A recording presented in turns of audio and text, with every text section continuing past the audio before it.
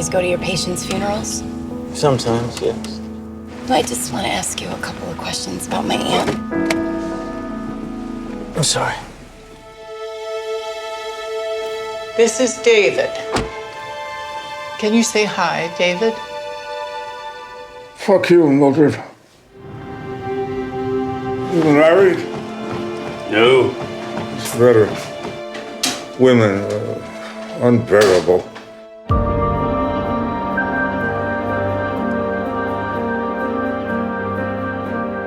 Take me to chemo.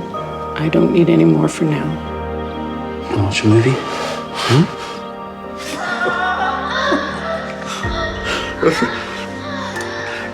That's art. When did you get back? 2 days ago. Are you staying?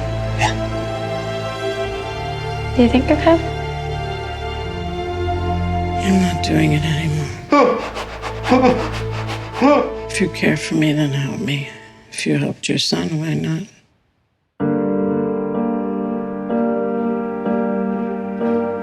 Do you think it would have been different if we found out before?